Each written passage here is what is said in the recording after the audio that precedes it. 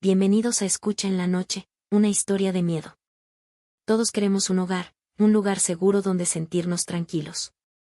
Pero, ¿y si no estamos tan solos como creemos? A veces, hay algo, o alguien, que nos observa desde las sombras.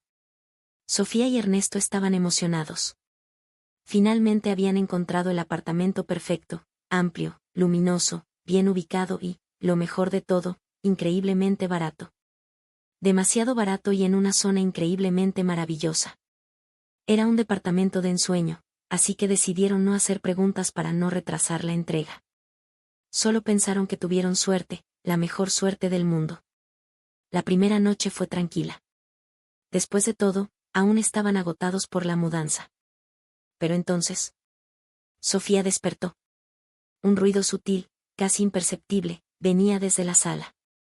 Como si alguien caminara descalzo por el suelo de madera. Se incorporó en la cama y miró a Ernesto. Él seguía dormido. Debe ser mi imaginación, pensó, y cerró los ojos. A la mañana siguiente, la taza de café que Sofía había dejado en la mesa ya no estaba. Ernesto, ¿tomaste mi café? Él negó con la cabeza. Extrañada, revisó la cocina, y ahí estaba la taza. Vacía. Sobre la encimera. No le dio importancia, hasta que pasó de nuevo. Y de nuevo.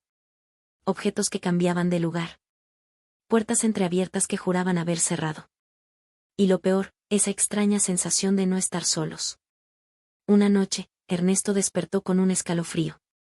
Se sentía observado. Giró la cabeza hacia el pasillo y ahí, en la penumbra, vio algo. Una sombra alta, inmóvil, con la silueta apenas perceptible. Su corazón se detuvo. Encendió la lámpara de un tirón, pero no había nada. Nada, excepto la puerta del armario abierta de par en par.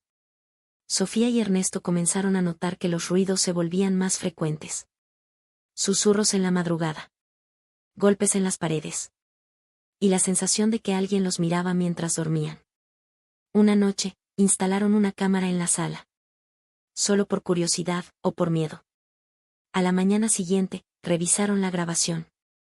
Pasaban los minutos y luego las horas y todo parecía normal, hasta las 2:39 de la mañana. La imagen se volvió borrosa. Y entonces, una figura emergió lentamente desde la oscuridad del pasillo. No caminaba. Se deslizaba. Un hombre delgado, de piel grisácea, con los ojos completamente negros. Se acercó al sofá, se sentó, y miró fijamente hacia la cámara. Sonrió.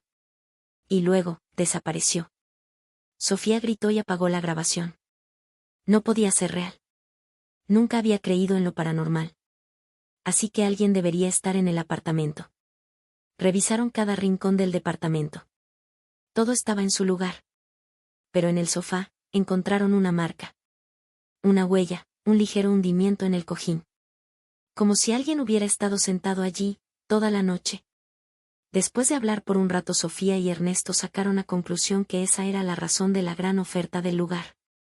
Y decidieron que era mejor irse. La última noche en ese apartamento, Ernesto despertó sobresaltado. Algo estaba tocándolo. Algo frío. Abrió los ojos, y ahí estaba. El huésped invisible.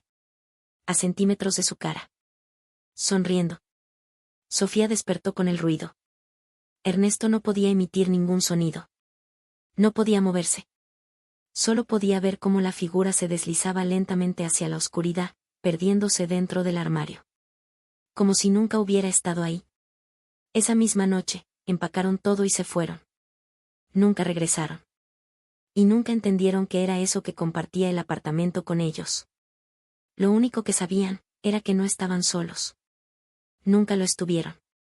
Si vas a rentar un departamento y es el más maravilloso que hayas visto, en un lugar codiciado, con un precio que parece un regalo. Tal vez, solo tal vez, tiene un precio oculto. Y el verdadero inquilino, nunca se ha ido. Si te gustó nuestra historia, recuerda dar me gusta y suscribirte para seguir escuchando historias en la noche.